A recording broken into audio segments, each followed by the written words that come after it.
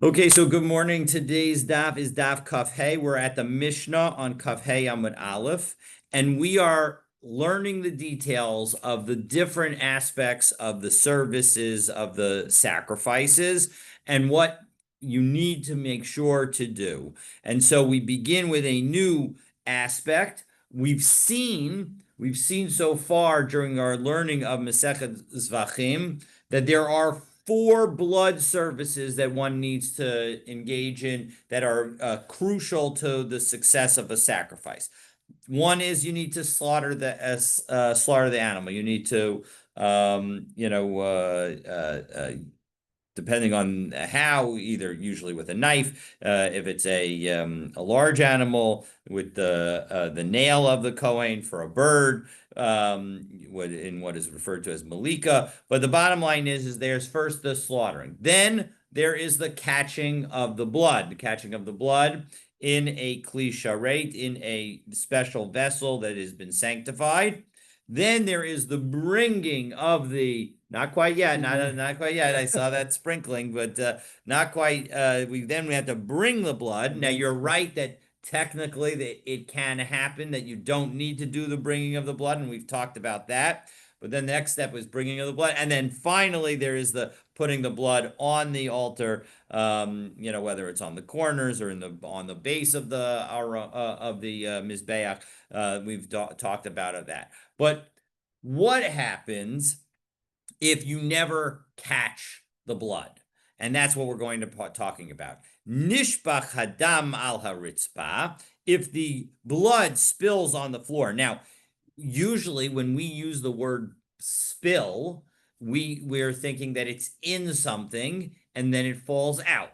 But Rashi tells us, the first Rashi, or the only Rashi on the Mishnah, mitzavar behema, from the neck of the animal. So the point is that the person who's doing the slaughtering with the knife of the animal, shalonis kabablikli, and it doesn't ever go into a vessel. So the point is that it's like a regular slaughtering where you don't try to catch any of the blood.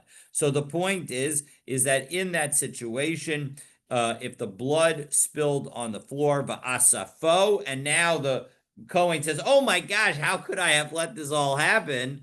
Let me gather it all up," and you do so, pasul. That is not blood that can be thrown onto the altar. Now, it's important to note, because we will see, as first of all, it helps us understand this Mishnah.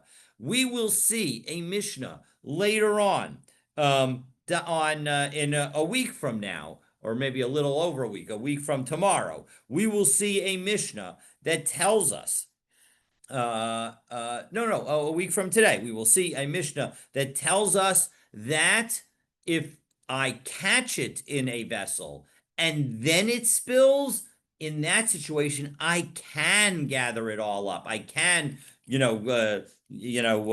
it back into the container and then spill the blood, and it will be kosher. So it's important to note that this is a situation that when we are talking in our Mishnah, we're talking about where it never makes it into the vessel. So Tana Rabbanan. Now we're going to quote a brisa that provides the support for this halacha, that if you don't catch it, it's not going, and it all spills out, it's going to be puzzle. V'lakach hakohen hamashiach midam hapar. It says that the Kohen is going to take the blood from the bull. Midam hanefesh. It needs to be from the lifeblood, from the blood that is going out when the animal is losing its life. V'lo haor, and not just from like a cut on the skin, a cut in the on the leather, right? So the point is that as soon as you cut the neck, even that first little bit of blood will come out. That blood is not the lifeblood. The lifeblood is what comes out when you actually cut the relevant arteries and arteries. Trachea and Uh, esophagus. and the trachea and the esophagus, right? But the point is that the arteries that are there, that's what's key. That's what the blood that's going to come out. Velomidam ha'ar, velomidam hatansis, and not from the blood that doesn't shoot out. Meaning, if you were to turn the animal over and have the blood drain out, well, then obviously more blood would come out. Midam hapar, and it needs to be blood from the bull. Dam me hapar yikabalenu. You have to get it directly from the animal, and so this dam me hapar yikabalenu is the basis of our Mishnah, that you have to receive it directly, as Rashi tells us. First Rashi on the Gemara, Mehapar, 4 lines up in the narrow lines of Rashi. Mehapar yikabelenu, she'im nishbach min hatzavar al haritzbah. That if in fact the blood were to be spilled from the neck directly to the floor, v'asfu, and now you gather it up, pasul, it is not valid. It is invalid. Sharei lo niskabel mehapar, because you didn't receive it directly from the animal.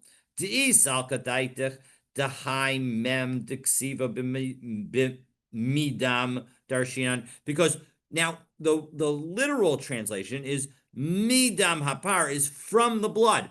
Often, when we say from something, it means not all of something. So Rashi is helping us understand that you might have thought that the mem of midam hapar should be telling us that we don't need all of the blood, darshinan lay, and that we should learn from the blood, meaning not all of the blood, kediksiv, as it is actually written. Demashra mixas hadam, which implies part of the blood, yikabel, that's all you have to accept. But Vaha'amarav, as we're about to see. So let's take a look, and Rashi has explained to us the next line of the Gemara. Because if you would say that it means from the blood of the bull, exactly as it is written, midam va'afilu mixas hadam, and that when the from the blood implies even just some of the blood needs to be caught. But we have a statement that Rav said, Hashochet, when the slaughterer, tzorich sheyakabel as kol damo shel par, he needs to get all of the blood of the animal. Shene'amar ves kol damo yishpoch, because he is going to need to spill all of the blood of the animal when it comes to the remnants of the blood that needs to be spilled at the base of the altar. Ella midam apar. So what does it mean when we say midam apar? It can't mean just part of the blood. Rather, it means dam mehapar yikabulenu. It means blood from the animal. You're going to accept it, meaning directly from the animal, and not with it interrupting by being on the floor. The kasavar gorin umosifin the dorshin. And how do we determine this? What's our method of analysis? Well, it's you remove a letter and you add a letter, and then we do a drasha. So we move the mem from midam and we put it to hapar, and now instead of midam hapar, it becomes dam me hapar. And so as a result, that's our lesson, and that's how we learn this drasha. Okay. Gufa, let's take a look at Rav's statement itself. Amar Rav Yehuda, Amar Rav, Hashochet tzarech sheyakabel es kol damo shel hapar shenemar es kol dam hapar yishpoch. That when we say that Rav says that you have to receive and you have to collect all of the blood that comes out, so and it's based on the pasuk. This is a pasuk. The pasuk is Vayikra Perek Dalid Pasuk Zion. It's referring to the a pasuk that the pasuk is talking about having to, after you put the dam on the corners of the mizbeach, you have to then spill out the rest of the dam at the base of the mizbeach. So the Gemara asks, how can you say that it means that you have to receive all of the blood? This pasuk is talking about putting the blood that's left after you originally put the blood on the karnei hamizbeach. So how can you say that it's talking about receiving the blood? So as Rashi puts it, b'shvichas shirayim ksiv v'lo b'kabbalah. It was not talking about the receiving of the blood. It's talking about the pouring out of the blood. So how do you know that when you receive the blood, you have to accept all of it? Im eno inyan l'shirayim. No, there is no lesson that it is teaching us with respect to the remnants of the blood. Because it's impossible to put all of the blood at the base of the altar. You've already put some of the blood on the altar. So if you can't do all of the blood at the base of the altar, we have to say Tinehu Inyan B'Kabbalah. So let's use that same language instead, and we'll say that it's referring to the receiving. And had, as Rashi says, had leise lekule dam shekvar nite mimenu al hakranos. You already put some of the blood on the corners of the mizbeach. So sit on the horns and the corners of the mizbeach. So as a result, you cannot do all of the blood at the base of the altar. And so therefore, we're going to say, don't apply it to the spilling, apply it to the receiving. Okay. So Amar Rav Yehuda Amar Shmuel Hashochet Tzarach Shiyak Biasakin Lamala. As soon as you do the slaughtering, you need to move the knife out of the way. Shenemar Vilakach midam hapar velo midam hapar v'davar acher, and not from you have to get the blood from, again, midam hapar means dam mehapar. You need to get it directly from the animal and not something else. Meaning you can't have it touch the blood, touch the knife. If the blood hits the knife and then goes into the vessel, well, then you haven't gotten the blood directly from the animal. You got the blood from the knife. As Rashi tells us, sakin lamala, you have to lift the knife up, shelo yipol dam hasakin al hamizrak, because you don't want the flow to be interrupted by the knife. That would be a problem. Okay, so that is that. The dam sakin b'may mikaneach b'mikanach lay. So how do you clean the knife? And the simplest understanding is that we need to make sure that if between uses of the knife you don't accidentally get blood from one animal onto the blood of the other animal. Because remember, the good news is that when you begin the cutting and some blood will naturally go on the knife, that blood that first goes on the knife is blood from the skin. It's from the blood vessels that are in the skin. And so as a result, that blood you don't need to catch. But how do we clean that blood off? So Amar Abaye, bisfas mizrak. You use the rim of the bowl. Kediksiv kifore zahav. That when it says kifore zahav, which literally means golden bowls, but that word bowl, kifore, can also be like kapara, which is atonement, but also effectively the cleaning. Cleaning, meaning that when we say that we have Yom Kippurim, that we have atonement, it's essentially saying the day that we're cleaned from our sins, cleansed from our sins. Okay, so that's how you clean it. You clean it on the edge of the bowl without it going inside the bowl itself. Amar of Chisda, Amar of Yirmiyah bar Abba, Hashochet Tzarech Sheyitain, as we turn to Kavhei Amud Bet, Viridin L'toch HaKli, that it's important for the person who's doing the slaughtering and the receiving that the viridin, the viridin are the main blood vessels of the neck, that are located, according to this note, on either side of the trachea, and they need to be essentially put into the vessel. Why? Because that way the blood flows directly from the neck into the vessel. So Itmar Nami, and it was said along these lines, Amar Rav Asi, Amar Rabbi Yochanan, Vridin Sarach Sheyiru Avir Kli, that the Vridin need to at least be in the airspace of the vessel. As and Rashi tells us, Vridin Latokli, Denahavi Kabbalah Mehapar. Because the whole point is we want to make sure that we are receiving the blood directly from the animal, shapir, so that it's good. V'hai toch lav dafka. But when we say that it needs to be put into the vessel, we don't necessarily mean literally in the vessel. Daho lo efshar, because that's not possible.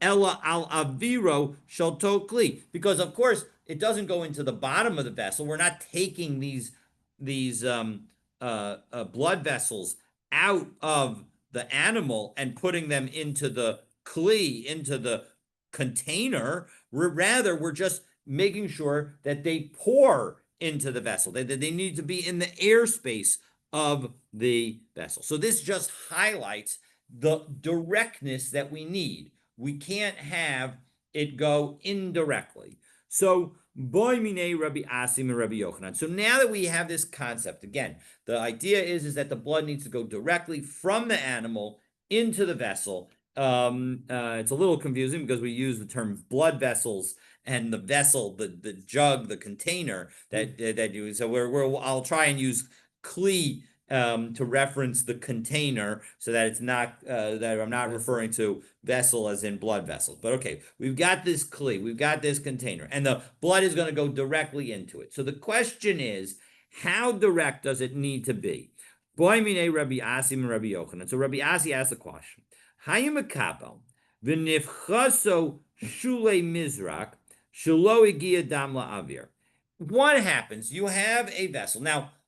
In classic vessels, it's a three-part object, right? Let's imagine three pieces of metal. I got the flat gold in the bottom, and you have the maybe this is just two or five pieces of metal, right? We have one for the bottom and one for each of the sides, each of the four sides, and they're all put together. So imagine that you have this, it's a six-sided cube, except that the top is empty because that's how it can hold things in it. So that's how the cup is, the container is set, the cleat, right? If you imagine a six-sided. Imagine a die, right? I'm just trying to give an example. It could be that the cup is round, right? It could be the round. So so fine. So it's one round circle, a vase almost. Yeah, like a vase, and then but there's a bottom that's separate. Okay.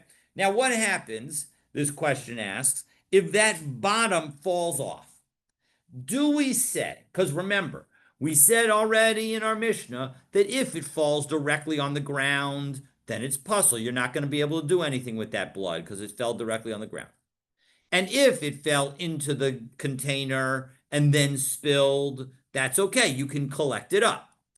What happens if just before the blood makes it into the airspace of the container, right, the bottom falls off the container? Is that considered a container? And so, because now what's going to happen? The blood's going to go straight through the container onto the floor. So was that blood that was in a container, or was that blood that never was in a container because it never had a bottom? Good point. Right. So that's the question. That's the question that we're asking. Do we say that essentially it had a bottom, and so when it had a bottom, it would have been good? But then by the time it got into the airspace of it, the bottom was gone. So do we say that it's as if it was nothing? It's just like going through the air, and therefore it just fell on the ground, and therefore it's not going to be good? Or because it once was a vessel, so it once was a container, and once was a kli, so as a result, we'll say that it's as if it was in the kli. That's the question. So avir she'ein sofo l'noach. Dami, that do we say that airspace, even though it's never going to come to rest because it no longer has a bottom, it's as if it was resting in that location? Olo kamunach dami, or is it not? So Amar Le Rabbi Yochanan replies to Rabbi Asi, Tinitua, we have a brisa that can be somewhat supportive. Now we're going to see that in the end, we are not answering Rabbi Asi's question. We are answering a slightly different question. So if you say, hey, this doesn't really answer it, you're correct. But let's take a look. So Chavis, this brisa that we're citing is a brisa that relates to the para aduma. And for the para aduma, you need flowing live water. You need mayim chayim. You need water that is essentially from some kind of spring that is flowing, and as a result, that's the water that you need to gather. Now, what happens if you don't have if you have a container and it isn't the container that is specifically set aside to collect that water, and the water goes into that container, and it lands in the container and it's in the bottom of the container, it's clear that's not going to be good because you did it because it's no longer living water any longer. It stopped flowing. It's in the container, right? So that's going to be problematic. Only if you are specifically collecting it in this container, if it's the right container to use for the job of collecting the Mayim Chayim, well then, if you were intentionally collecting it, that's fine. You can't accidentally collect the Mayim Chayim. That's the point. So now this with that background, we can now see this price. So Chavis Shemunachas Tachas Hazinuk. If you have a jug that's resting beneath a jet of water, a flow of water that's going into the air. So imagine you have a spring that is sending water into the air, and here it's going to go right into this container. Right. This container is not set up for collecting the Mayim Chaim. It just happened to be there. And so now we have this water going like this. So, Mayim shebetocha shebechutza psulin. The water that is both in the container and above the container, imagine like a waterfall that's flowing into this.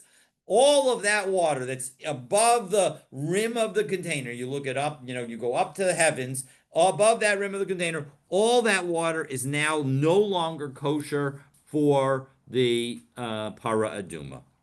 Okay? Seiraf pia lezinuk, if you connect the two.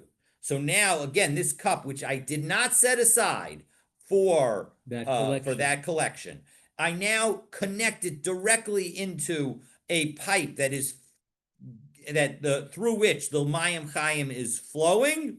So then Mayim shebetocha psulim, only the water that's actually in the container, because now there's no airspace above it. So it's only the water that's in the container is going to be puzzle. The water that is still imagine a very large container so that it continues to flow for a while. The water, though, that is still in the pipe that is feeding into the container, if I can access that water somehow, now all of a sudden that will be still okay because it's not in the airspace and it's not above it.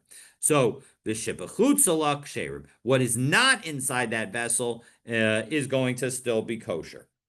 Okay, so that is the brisa. So doesn't this answers the question, because what did we say? That even water that is in the airspace over the container is treated as if it's in the container and as if it's resting in the container. And so, but 1 second, if you're thinking to yourself, how can you answer from a case that has a container with the bottom to a case where the container doesn't have the bottom? And that's exactly what the Gemara asks.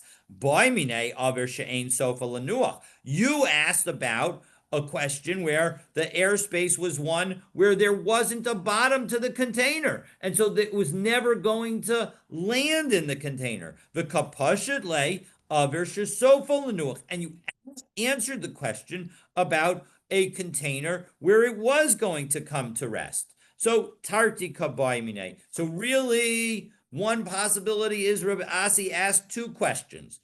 Im tim salomar aver she'ein sofo lanuach lav kemunach tami. If in fact you say that the container without a bottom it's as if it was nothing, and therefore, when it goes onto the ground, it's as if it doesn't it's as if it was never in a container and therefore is going to be puzzle for sprinkling and putting on the altar. So then, what about the case when it's above the container's rim and is going to land in the container? Is that sufficient? So in this case, imagine a situation where instead of the bottom falling off, before the blood got into the airspace of the container, it fell off when it was in the airspace. Now, the blood never hit the bottom, it never stopped. And yet, we're about to say that actually, if the container had a bottom, when the blood came into the container, and then, terrible timing, fell off the bottom of the container. And so it all spilled out. Thankfully, everything is going to be collectible. You can just collect all of that blood and you will be able to do the sprinkling. Okay, so Rav Yosef Masni Hachi. And that's the way Rav Yosef taught this story. Rav Kahana taught the story slightly differently. He taught it Chavis Baimine, that the question was not about the blood of a slaughtered animal.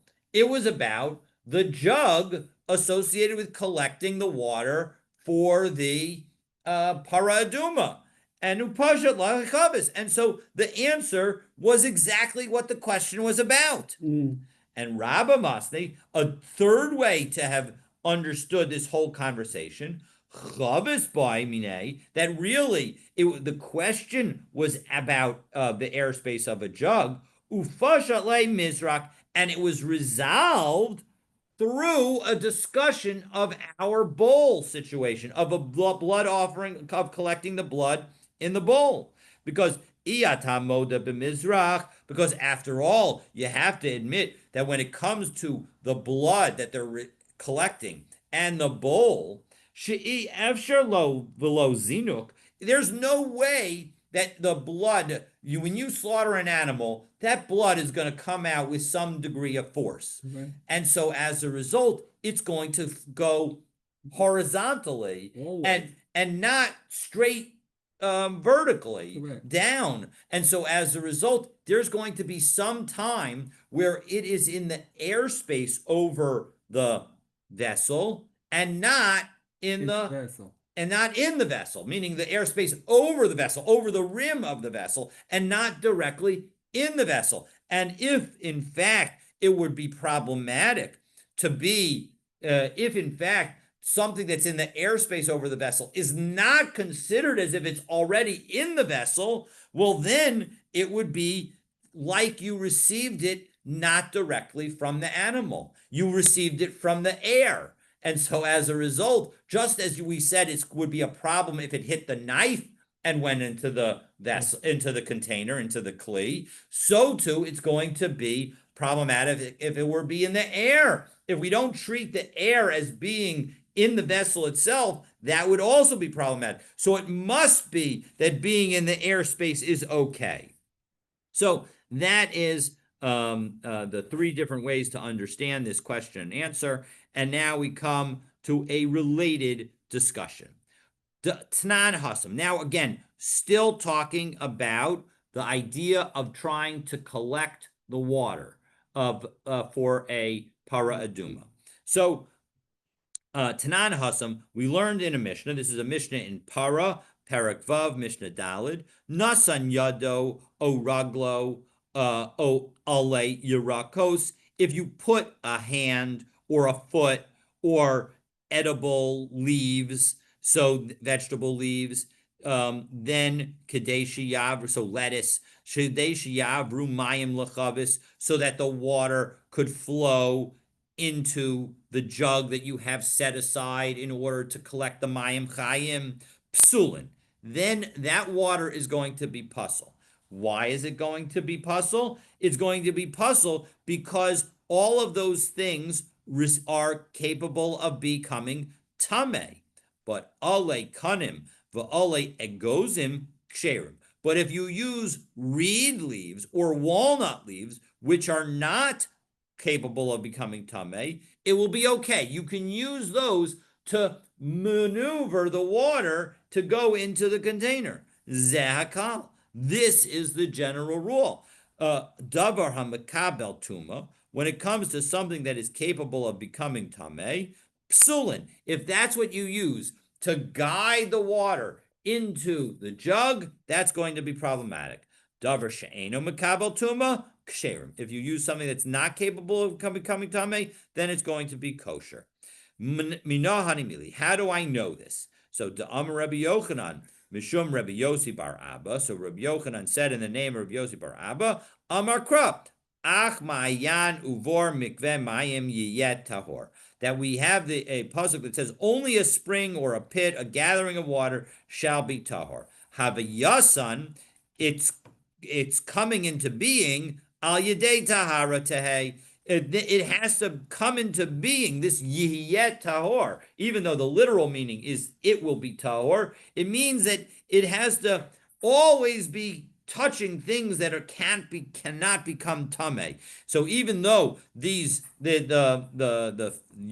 your foot or your hand or the vegetable leaves that are edible that you put in there are tahor at the moment, because they're capable of becoming tamei, then it's going to be problematic. Amar Rabbi Chia, Amar Rabbi Yochanan, Zos Omeres, Avir Kli Kechli Dami. You know what? This Mishnah that we just cited can teach us that same concept, that the airspace over the edge of a vessel is as if you are in the vessel itself.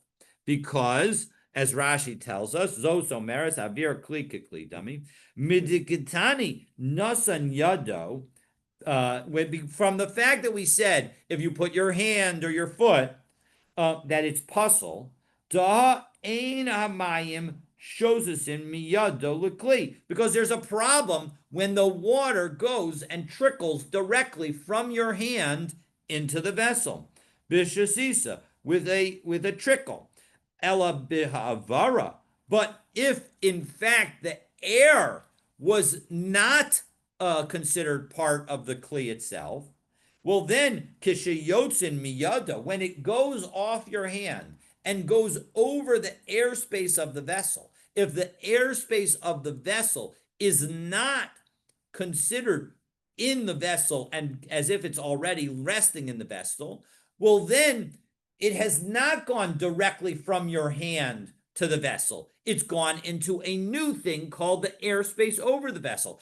And just as if instead of directing this flowing living water directly from my hand into the vessel, instead 10 feet up the flow of the spring, up the slope, thank you, I go and I put my hand in it, that isn't going to do anything. So it's only when my hand is the last thing before the vessel.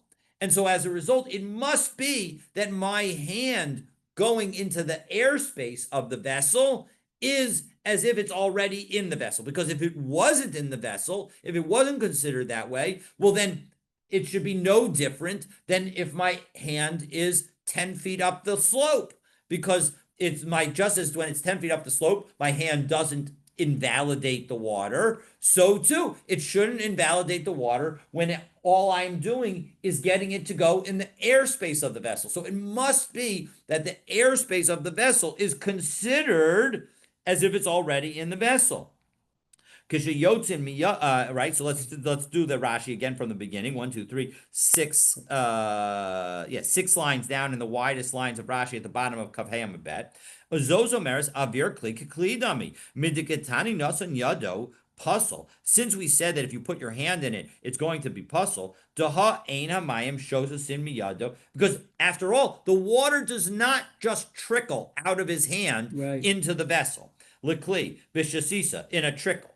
Ela behavara. It goes in a flow that goes into the air. It jumps into the air. Kisha yotzin miyada, when it flows out of his hand. Mikalchin lahem. It creates a flow. Al panei rachav, above the air. Rachav piachavis, above the rim of the vessel. Vafilu hachi puzzle. And yet, nonetheless, we still say that it is invalid. Why? Alma, that shows Mishi Yatsu Miyado, as soon as it goes out of his hand, Likaleach, in order to create a flow, Al Panei Avir, into the airspace of this vessel, above the rim of the vessel. Havale Ki'ilu Shasasu Miyado. It's as if it trickled from his hand, Likli, into the vessel, into the container. Shahare Yado Al Keneged Svasakli, because your hand is over the rim of the vessel. And so as a result, that's going to be a problem. Al svasakli umunachas. That's how it's resting. Umishiyatso miyado mikalchen ba'o. And when it comes out of your hand, it's going to go in a flow. Bo keneged aviro. It's opposite the airspace over the rim. De'i lav keklidami. Because if you're going to tell me that it's not like the vessel, am I puzzle? Why should it be puzzle? Halo min ha'avir bain. It's not coming from your hand. It's coming from the air. By and low. Vahabile kenosin yada bitsinor. It's as if you put the hand in the pipe. Mashach min kiluach eser amos. It's if you put it 10 feet away, 15 feet away, 10 amos away, and then it would be okay. So that shows that this water that is above the airspace of the vessel is considered part as if it's already in the vessel. And so that is our proof that Rabbi Zera learns from this. So now, having mentioned one statement from Rabbi Chia bar Abba, we're going to do another one. For Amar Rabbi Chia bar Abba, Amar Rabbi Yochanan, we are on Kaf Hey Amud Bet, 1, 2, 3, 4, 5, 6 lines down near the end of the line. V'Amar. V'Amar Rabbi Chia bar Abba, Amar Rabbi Yochanan. So Rabbi Chia bar Abba says in the name of Rabbi Yochanan, Me'eduso shel Rabbi Tzadok nishnes mishnazu. This Mishnah, the Mishnah that we had in Maseches Para, that told us that if in fact you have something that is tameh, leading the water into a container for collecting the mayim chayim for the para aduma, it's going to be tameh. That Mishnah was taught based on the testimony of Rabbi Tzadok. Ditnan, because we have another Mishnah, a Mishnah in Adios, which is of course all about the testimony of the rabbis that is supporting various things throughout all of Shas. Tanan, hey Rabbi Tzadok al hazochalin shekilchan ba'alei agozim, because Rabbi Tzadok testified with respect to a spring water that if somebody channels it with walnut leaves, which are considered tahor because they're not edible, shehein ksherim, that the water that you've collected is going to be kosher. Zohi ma'aseh ba'ohaliyah, and this was in fact what happened in Ohalaya.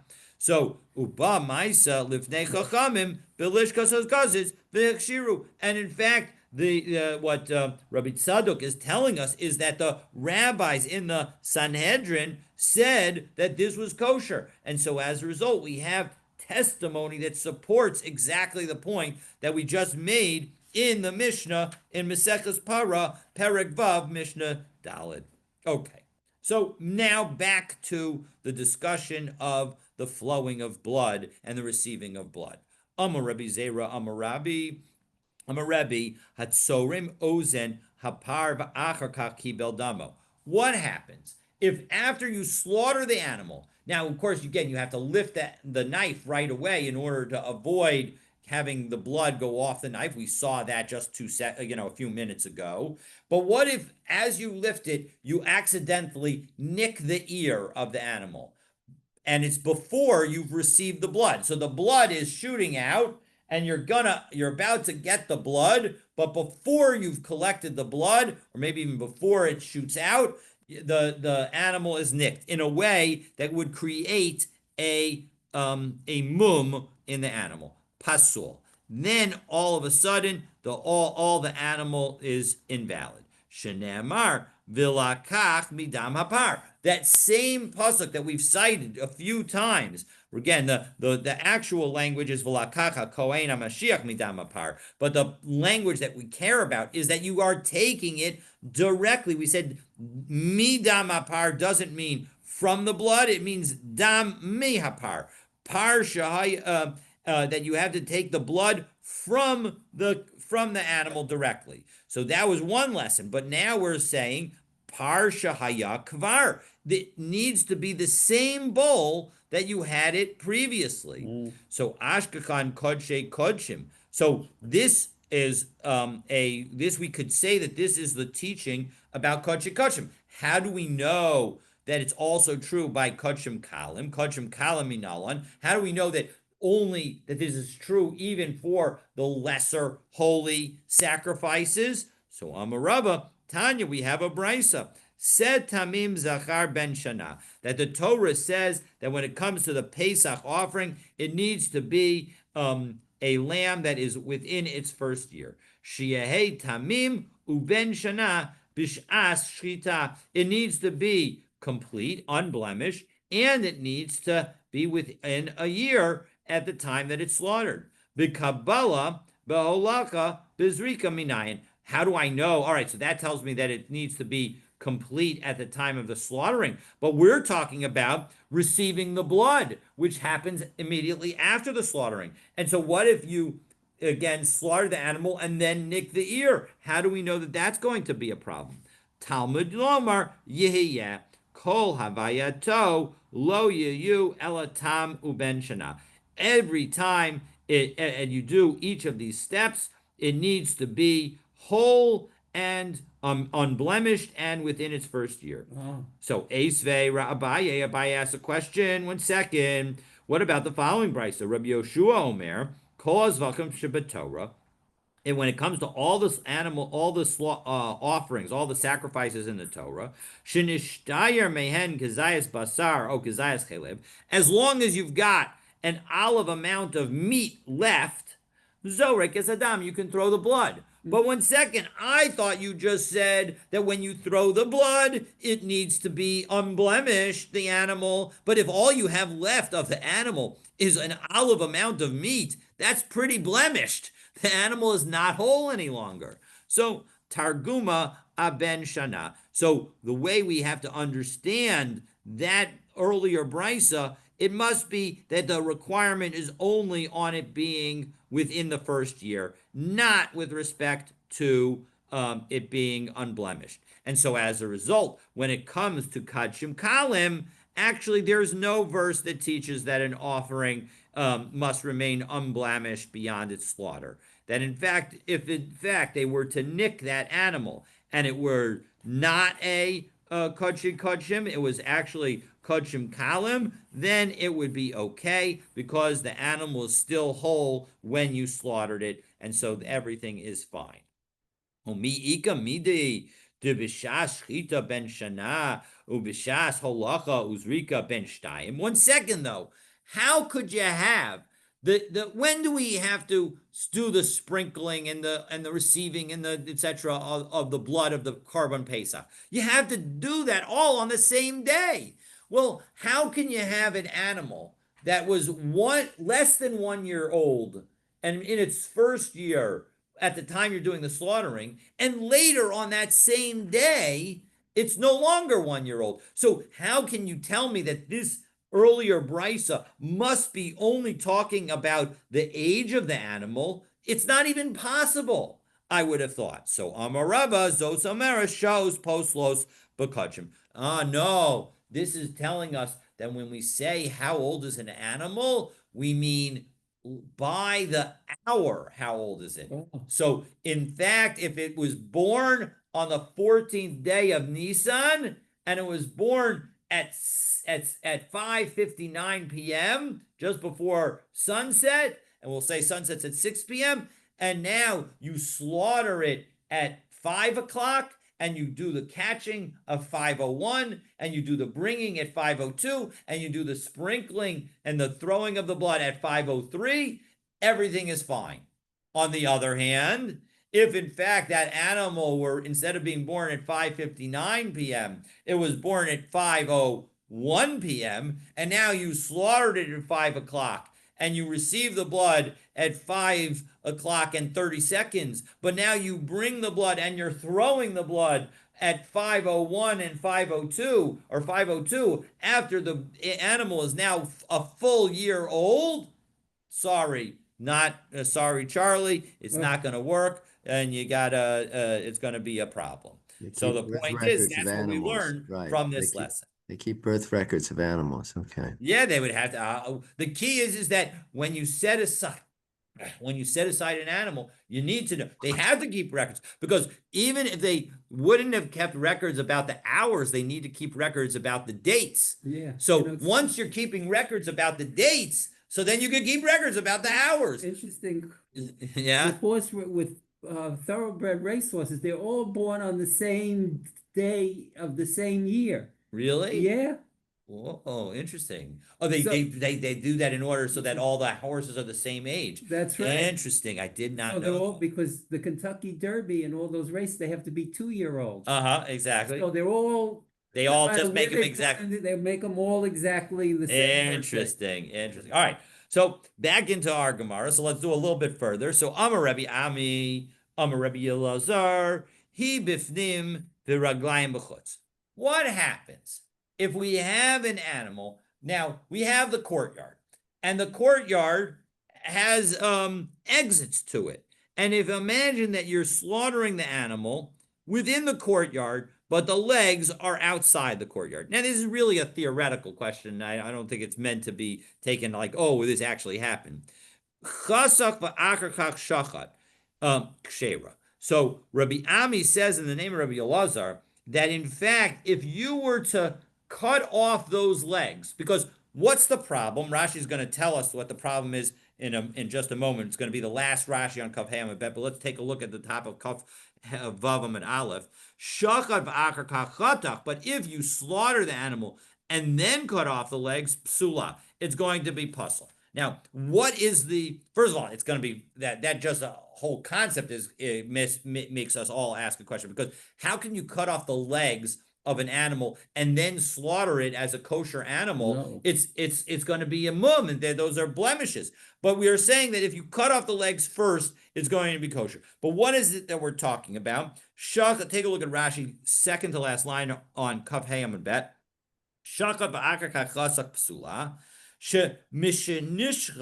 Because once you've slaughtered it, nifsal dam haraglayim, the blood that is in the legs, that's what our thought is right now, the blood that is in the legs that is outside the courtyard, biyotze, it's gone out of the courtyard. The kol demei behema yonkim zemizeh, and all of the blood helps one another. It's all connected. And it all goes out through the wound that is created by the slaughtering. And so all this blood that was in the legs of the animal is treated as being part of the blood that comes out from the slaughtering. And so all this blood, which was outside the courtyard, is part of the blood that you're receiving. And it's as if you took that blood outside the courtyard. So once the Gemara, of course, now asks the question that we were thinking about just 2 seconds ago. Chasa, back on the Gemara, top line on Kavavam and Aleph. Chasa v'akarkach shachat kshera b'mum kamakriv. What are you talking about? How could this animal possibly be considered kosher? It's a blemished animal. Ela ema chasak v'akarkach kibul kshera. No, what we're talking about is that we're dealing with after it was slaughtered. It was already slaughtered. And what happens? You cut now you slaughtered it when its legs were outside, and that's totally fine because the place where you slaughtered it was inside the courtyard. And now the legs are outside. And so what do? So you cut the legs off, and now you receive the blood. So, because what have you done by cutting the legs off? You've cut off the connection of the legs that are outside the courtyard from the neck that is inside the courtyard. And so, as a result, all the blood that you're receiving is going to be blood that is only from inside the courtyard. However, kibel va'achar kach psula. But if you first were to receive the blood and then you cut off the legs, that's not going to be valid, because the blood that you're receiving is partially from the legs that are outside the courtyard. So the Gemara asks, 1 second, how can you say that if you cut off the legs and then you receive the blood, it's kosher? Rabbi Zera said, we saw just 2 seconds ago, right, that Rabbi Zera said that if you cut off the where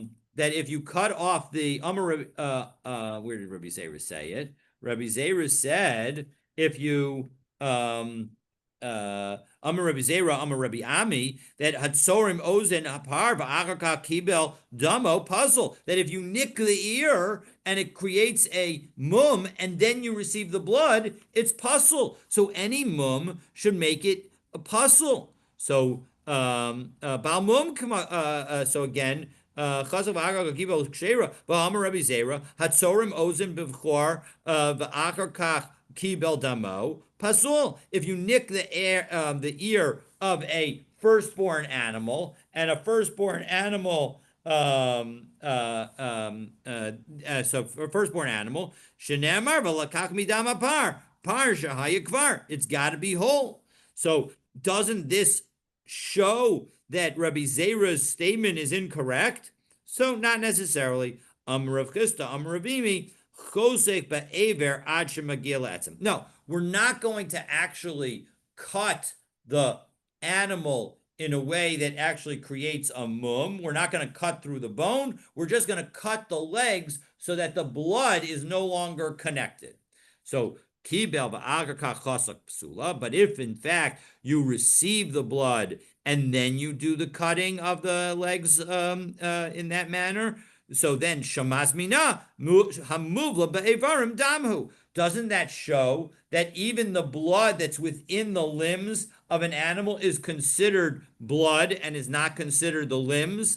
No, dilma mishum shamnunis. No, maybe the issue is because of the fats. That the point is that you're not allowed, just as you're not allowed to take the blood of an animal out of the courtyard before you eat it, before it's offered. Similarly, you can't bring the meat of a korban out of the courtyard before the sacrifice is finished. Well, shamas mina basar kachim kalam sheyatzil ifnei zrikas dam pasul. So doesn't that show that in fact even it's true for kachim kalam? Because I know, of course, it's true for kachim kachim. Kachim kachim, even after you've done all the sacrifices and on all the services, you still can't take the meat out of the courtyard. The Kohanim have to eat the meat in the courtyard to the extent that they're eating any of the meat. But when it comes to Kachim Kalam, you can eat it in all of Yerushalayim. So you should be able to,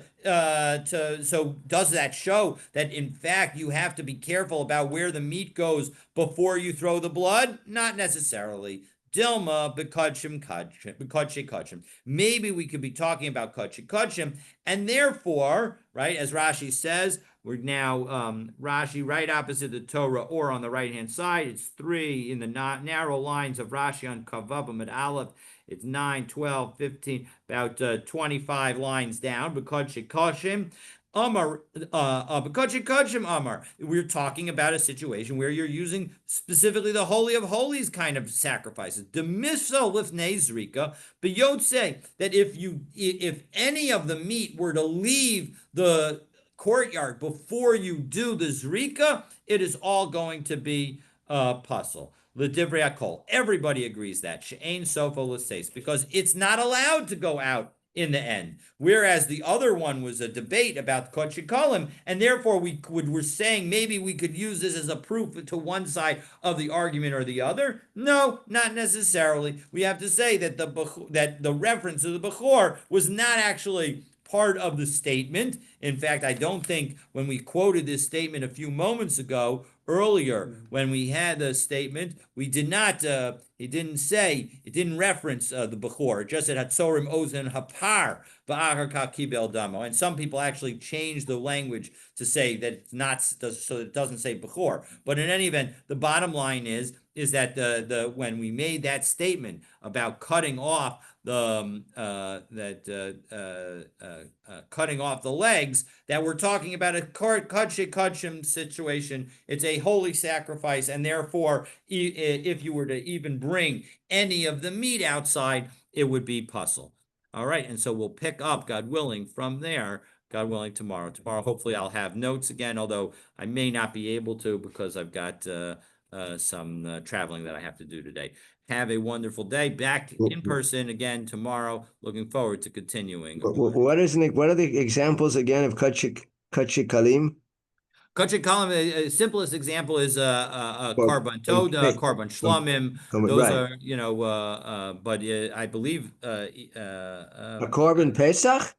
No, So, but when we were referring earlier to korban, the shaklavataria, he said, well, maybe we're talking about kachikalim, and then I think you mentioned a korban pesach, so I was a little confused there. No. I don't think I said the word pesach. You did say korban pesach. No, well, we're talking about a pesach. I certainly pesach. I don't think is no. Maybe pesach is also kachikalim. Yeah, I mean, it's in the we're gonna get to that in the fifth perek, but it's in the last mishnah of the fifth perek, which we I wasn't sure whether pesach, korban every day. I wasn't sure whether korban pesach is kachikalim. I didn't. Here, let's take a look in the center. Hold on. I didn't want to stop you there, but because yeah. Hold on. Okay, I have it right here. I didn't want to stop you in the flow of the discussion, but I was puzzled whether korban pesach is kachikalim. Yeah, it's the last mishnah. Habachor v'Maiser v'Pesach kachim kalim. It's an explicit mishnah, last mishnah in fifth perek of the Zevachim. Yeah, so it is in fact kachim kalim. Yeah, okay, all right, okay. So glad that you didn't interrupt, and for those who are stayed on to listen to the end, if I said Pesach, I didn't mean to. I was, but certainly that the korban Pesach is an example of kachik kalim as well. All right, have a great day. Looking forward to continuing our learning tomorrow.